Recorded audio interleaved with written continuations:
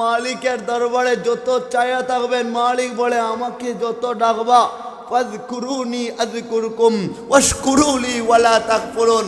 মালিকরে ডাকতে দেরি, মালিক বলে তুই আমারে ডাকলি, আমি তোরে না ডাইকা কি কইরা থাকি, তুই আমার কাছাকাছি আসলি, আমি তোরে দূরে দিতে চাই না, কেননা তোরে আদর কইরা বানাইছি। বলে মালিক আদর কইরা বানাইলা তো বুঝলাম, বললা শুধু, তো কি কইরা বানাইছো একটু বলো না। মালিক বলে তাকায় দেখ না, পুরা জগৎটার মধ্যে এই আকাশ আর জমিনটা যখন আছে, বলে ওটা যখন মালিক বানায়, বলে মালিক 6 দিনে বানাইছে, সিত্তাতা আইয়ামিন, 6 দিনে বানাইছে। কুদরতি হাত কিন্তু লাগায় নাই, কুদরতি হাত আল্লাহ লাগান নাই, কিন্তু আকাশ আর জমিন বানাইছেন। বলে পৃথিবীর জানা কিছু আপনি দেখতে পান, সমগ্র কিছু যখন আমার মালিক বানায়, বলে ইদা আরাদা শাইআন আইয়াকুল লাহু কুন ফায়াকুন, মালিকের বানানোর ইচ্ছা হয়, বলে কোন বলতে দেরি, সৃষ্টি তার অস্তিত্বে আসতে দেরি হয় না। কোন বলেন সৃষ্টি অস্তিত্বে চলে আসে। আর আপনাকে আমাকে যখন ওই মালিক বানায়, বলে কোন বলে নাই, মায়ের গর্ভে কয়দিন ছিলাম, আওয়াজ করে বলেন না কয়দিন, ওই মায়ের গর্ভে যখন ছিলাম, আল্লাহ গুস্ত হিসাবে আমাদেরকে যখন রূপান্তরিত করেন, বলে আমার তো এটা মনে হয় আল্লাহর কুদরতি হাতটা আপনার আমার চেহারার মধ্যে লাগায়া লাগায়া, বলে গালটারে ডইলা ডইলা আদর কইরা, চুকটারে ডইলা ডইলা আদর কইরা, নাকটারে ডইলা ডইলা আদর কইরা, কানটারে ডইলা ডইলা আদর কইরা, বলে থুতনির মধ্যে হাত লাগাইছেন, আর কপালে হাত বুলায়া মালিক ঘোষণা করে, লাকাদ খালাকনাল ইনসানা ফি আহসানি তাকওয়িম, ও মানুষ আমি তোমাকে সমগ্র জাত থেকে সুন্দর করে বানাইলাম।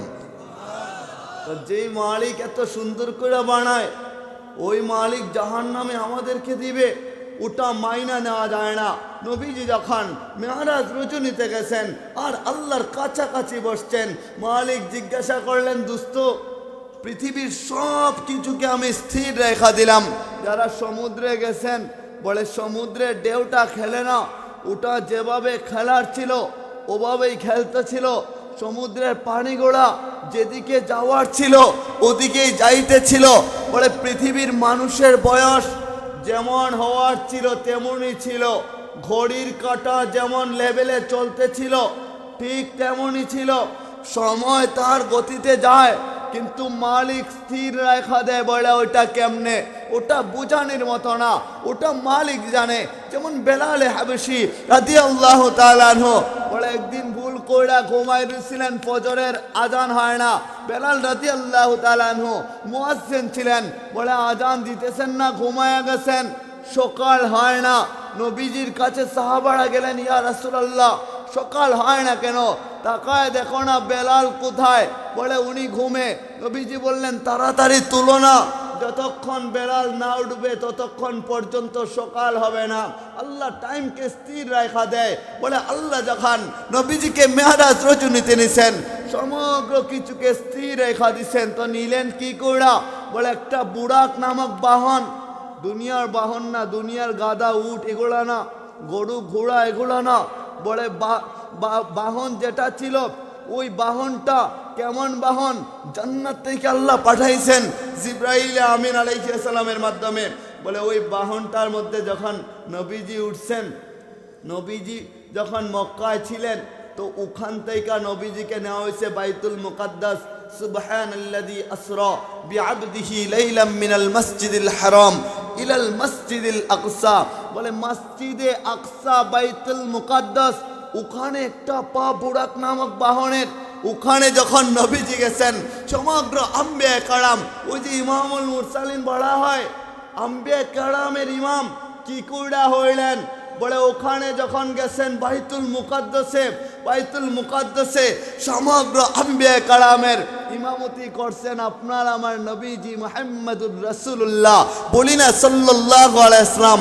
বলে তো দামি নবী, ওখানে বুরাক নামক বাহন যেটা ছিল, বাইতুল মুকাদ্দাসে একটা পা ছিল, আরেকটা পা প্রথম আসমানে ছিল। বলে কেমনে ওটা সম্ভব হয়? সামান্য জায়গা ওঠা না, বলতে পারেন বৈজ্ঞানিক ওখানে চলে যায়, বলে না না, সূর্যের দেশে যায় বৈজ্ঞানিক বলে। সূর্যের কত শাখা প্রশাখা আছে, পৃথিবী থেকে সবচেয়ে কাছের যে শাখা, যে গ্রহটা, ওটার মধ্যে মাত্র যায়, আর কোথাও যাইতে পারে না।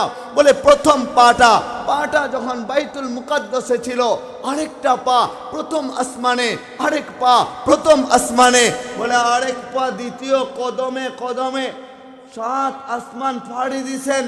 জিব্রাইল আমিন আলাইহিস সালাম 7 আসমান দেখায়া, বলে লৌহ দেখাইছেন আপনার আমার নবীজিকে, কলম দেখাইছেন, জান্নাত দেখাইছেন, জাহান্নাম দেখাইছেন। বলে কল্পনায় না, স্বপ্নে না, বাস্তবে ওটা হচ্ছে, বাস্তবে।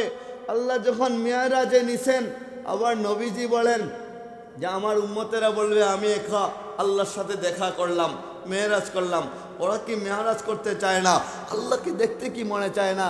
নবীজি বলেন ওই যে আসসালাতু মিরাজুল মুমিনিন, আরে মুমিনের জন্য মেরাজ তো বলে নামাজে দাঁড়াবে আর আল্লাহর সাথে সাক্ষাৎ হয়ে যাইবে।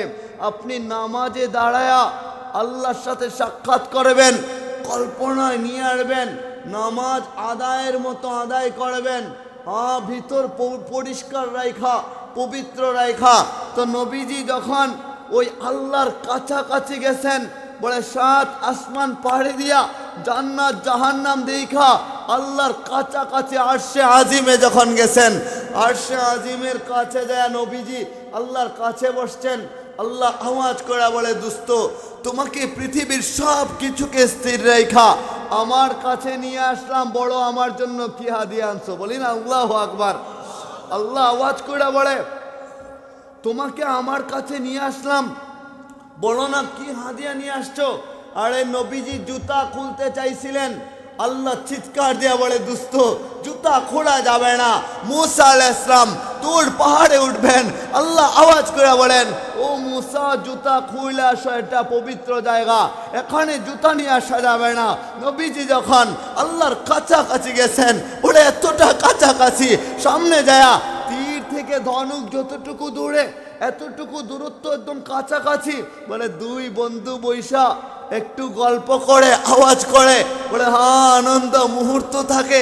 2 বন্ধু তো কাছাকাছি বসলেন, জুতা খোলেন। আল্লাহ আওয়াজ করে বলে দোস্ত না, জুতা খোলা যাবে না, তুমি জুতা যদি খোলো আমি তোমাকে সম্মান দেখায়া কেন নিয়ে আসলাম, সম্মান রইল কোথায়? বলে মালিক বলে তোমারে না আমি ভালোবাসি, আমি কাছে চাই না নিতে চাই, তোমাকে মাহবুব হিসাবে দুনিয়ায় পাঠাইলাম, তুমি আমার উপর রাজি আর খুশি হও না। সাউফা ইউতিকা রাব্বুকা ফাতারদা, বলে মালিক বলে আমার নবীজিকে, আপনার আমার রসুলকে খুশি করার জন্য যখন আয়াত নাজিল করছেন, আর নবীজি বললেন জিব্রাইল থামো। বলে কেন থামনো? বলে আমি ততক্ষণ পর্যন্ত আল্লাহর প্রতি রাজি হইব না যতক্ষণ পর্যন্ত ফয়সালা না হবে আমার পরে আমার উম্মতের কি অবস্থা হবে। আমাকে মাফ করলেন আর আমাকে খুশি করলেন, আমি জান্নাতে যাব। আমার উম্মত কোথায় থাকবে, কি অবস্থায়, কেমনে মাফি চাবে, বড় মালিককে ঘোষণা করার জন্য। তো গেলেন জিব্রাইল আলাইহিস সালাম, মালিক খুশি তো হইতে চায় না আপনার বন্ধু, আয় বিপদে পড়ে গেলাম, খুশি হইতে চায় না। বলো কি কইরা খুশি হয়? যে ঘোষণা কইরা দাও বিনা উনার উম্মতের মধ্য থেকে, অর্থাৎ আপনি আমি যারা আছি ওই উম্মতের মধ্য থেকে 70,000কে আল্লাহ বিনা হিসাবে মাফ করে দিছেন। বলে বিনা হিসাবে 70,000। তো আল্লাহ যখন পাঠাইছেন খবর জিব্রাইল আমিনের মাধ্যমে, নবীজি মুখটা একটু নিচা করে রাখছেন। বলে খুশি হন নাই? বলে না খুশি হয় নাই। পাশে ওমর রাদিয়াল্লাহু তাআলা আনহু বলে ইয়া রাসূলুল্লাহ, আমরা সাহাবায়ে আজমাইন তো 100 লক্ষ, তাইলে বাকি উম্মতের কি হবে? কোটি কোটি উম্মত আসবে, উনাদেরকে কে মাফ করবে?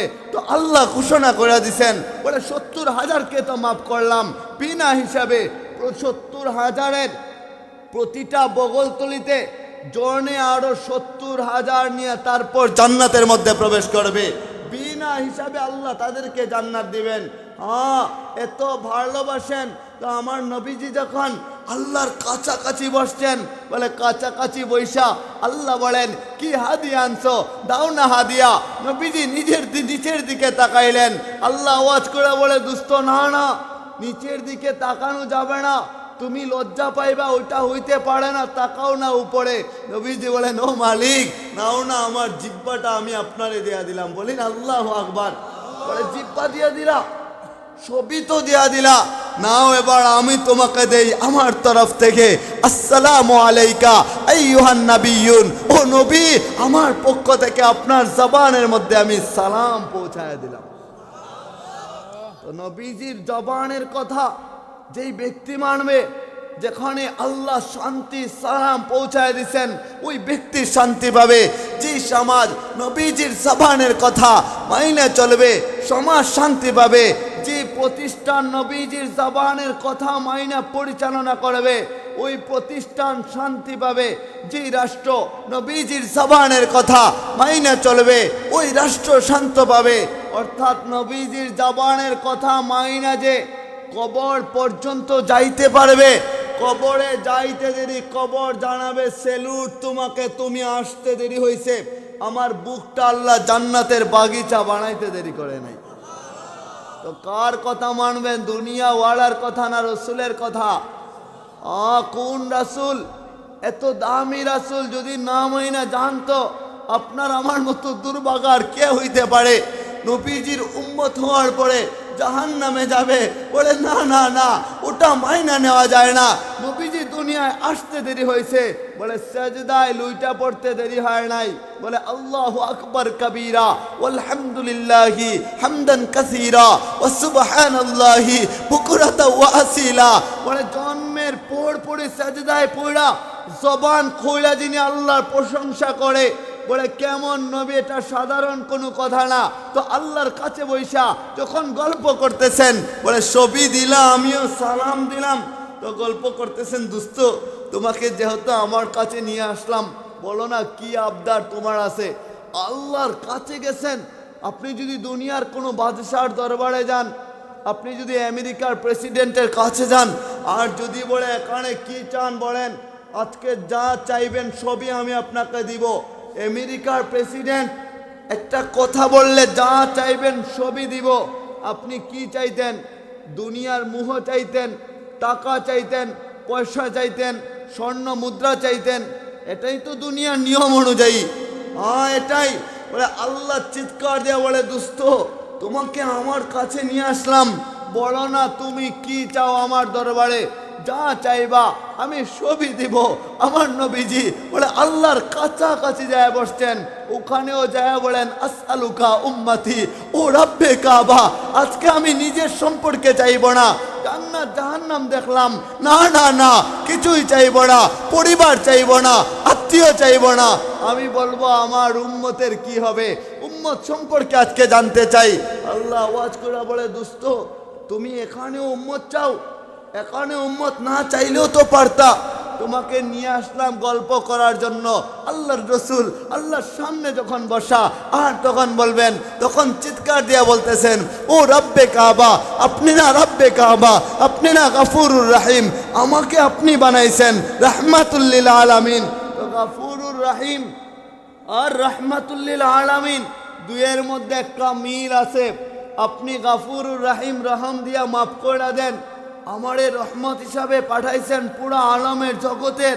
তো এখানে যদি আমার উম্মত সম্পর্কে না চাই, এত ভালো জায়গা পায়া আর চাইব কখন? বলে এত সুন্দর মুহূর্ত আসবে, তো আসবে কখন? এত সুন্দর একটা ডেস্ক আপনার আমার সামনে, ওটা আর কখন আমি পাবো? এত সুন্দর একটা জায়গা, এখানে কি করে আর আসবো? আপনি আমার উপর এত সন্তুষ্ট, আর কবে হইবেন? আপনি আমার উপর সন্তুষ্ট আছেন, সুন্দর জায়গার আয়োজন করছেন। আজকে আপনার কাছে উম্মত না চাইলে আর চাইব কখন? এটাই আমার উম্মত চাওয়ার জায়গা। আল্লাহ আওয়াজ করে বলে, দোস্ত আমি জানি হাসরের ময়দানটা যখন ভয়ানক হয়ে যাইবে, সমগ্র ফেরেশতা, সমগ্র আম্বিয়া, সাহাব, ইনসান সকলেই যখন উম্মতি উম্মতি বলবে, তখন আপনি মাটিতে পড়া, সেজদায় পড়া উম্মতি উম্মতি বলবেন, আর তারা বলবে আসআলুকা নাফসি ও রব্বে কাবা, আমাকে নিজেকে বাঁচান না। সবাই যখন নাফসি নাফসি বলবে, শুধু আপনার আমার নবী উনি উম্মতি উম্মতি বলবেন হাসরের ময়দানের মধ্যে। তো আল্লাহ নিজে বলে ওটা আমি জানি।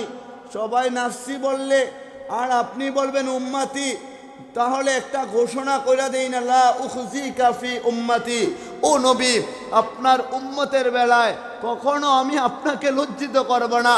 বলে কেমনে লজ্জিত করবেন না?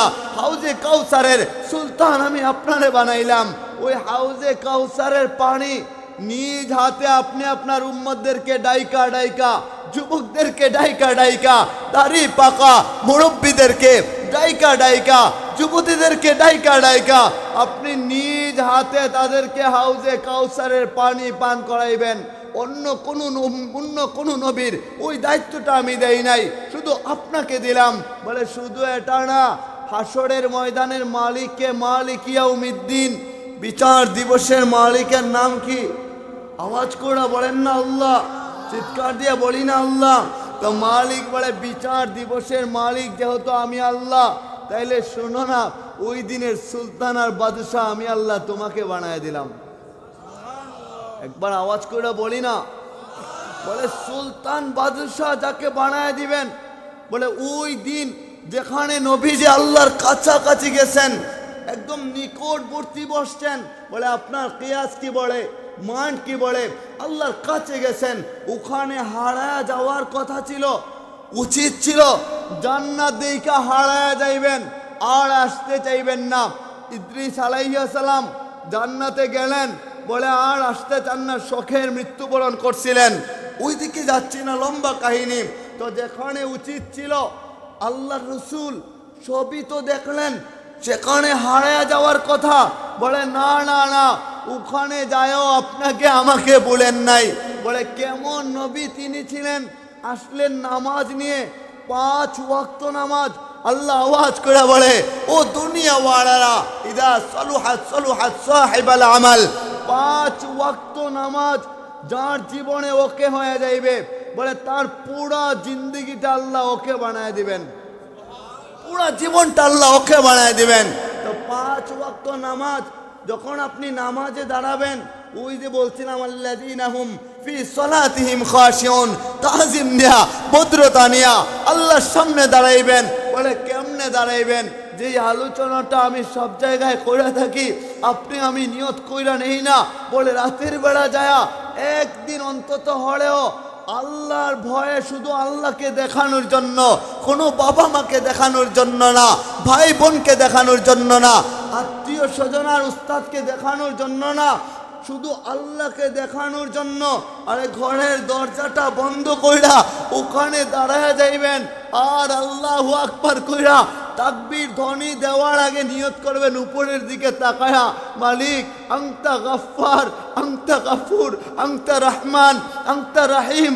ও মালিক, আপনার সিফতি নামের সাথে আমি আপনার বান্দা হইয়া, আপনিও আমি আপনার সিফতি নামের সাথে একটা মিল রাখতে চাই।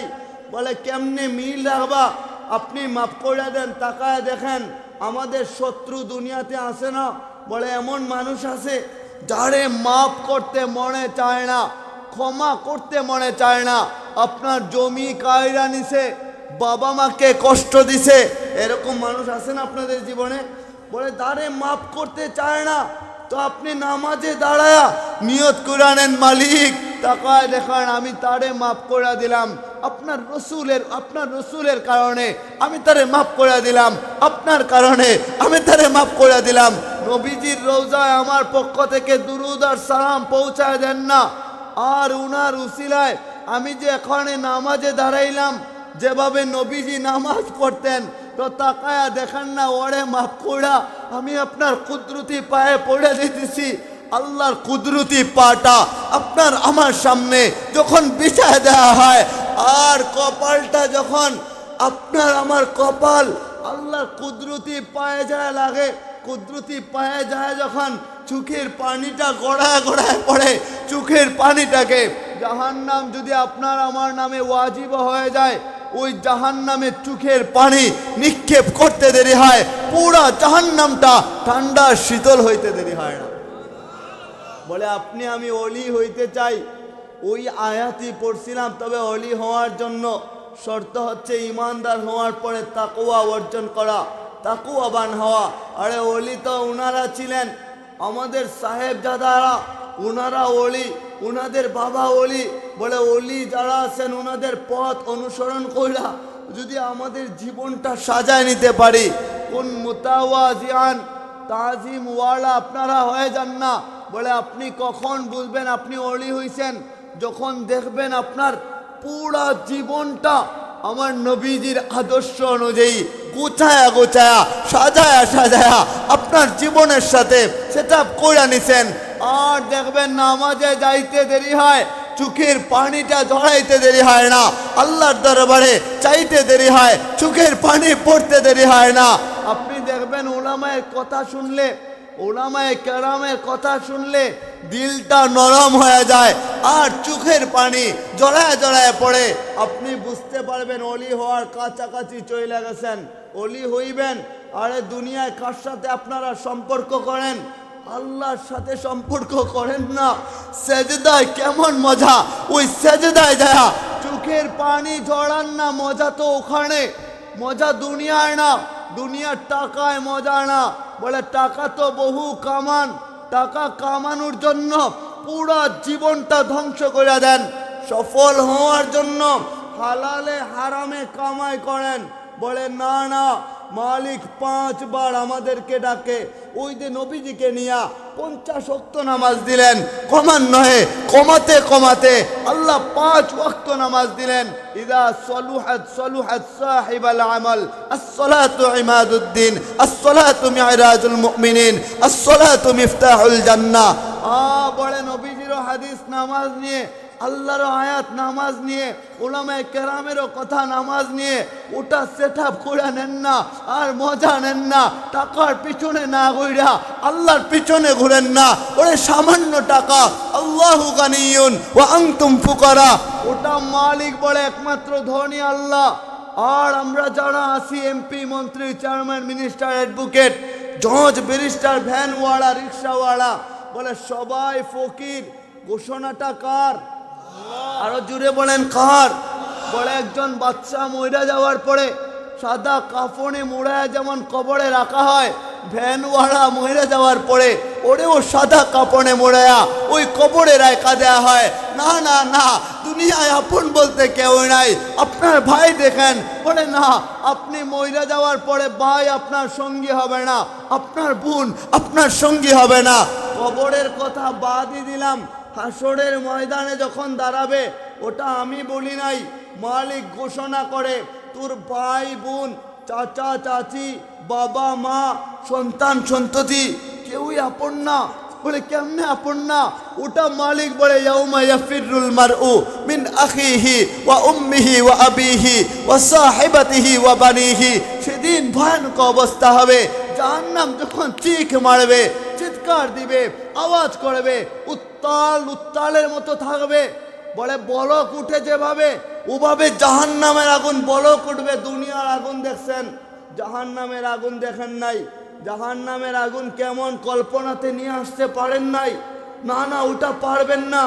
তাই জাহান্নামের আগুন যখন উত্তাল দিবে আর চিৎকার দিবে, বলে ঈসা আলাইহিস সালাম, মুসা আলাইহিস সালাম, নূহ আলাইহিস সালাম, হুদ আলাইহিস সালাম সকলেই যখন বলবেন নাফসি, জিবরাইল আমিনের মতো ফেরেশতা, বলে কত দামি ফেরেশতা, তিনিও আল্লাহর ডান পাশে থাকবেন আর তিনিও বলবেন সাল্লিমনি নাফসি ও রব্বে কাবা, আমাকে বাঁচান না, সাল্লিমনি রাব্বি ও রব্বে কাবা, জাহান্নামকে শান্ত করে দেন না।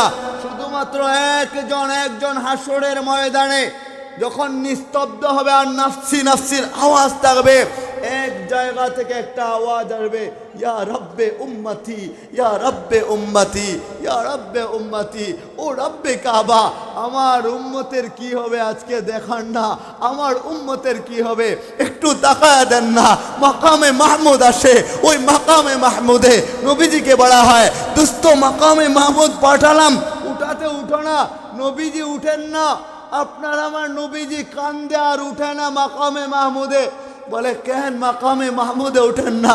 বলে আমি যদি মাকামে মাহমুদে উঠি, আমাকে নিয়া জান্নাতে চইলা যাইবে, তাইলে আমি কি করে মিজানের পাল্লা আমার উম্মতের বেলায় কেমনে মাপা হবে ওটা কি করে দেখব, আমি কি করে দেখব?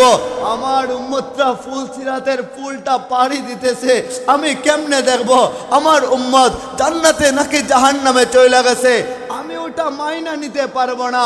এতটা ভয়ানক অবস্থা ওই হাসরের ময়দান হবে, যেহেতু দুনিয়াওয়ালা কেউই আপনার আমার আপন থাকবে না। তাইলে বলেন না ওই নবীজির আদর্শ গ্রহণ কইরা আমরা কবরের প্রস্তুতি নেওয়ার দরকার আছে না নাই?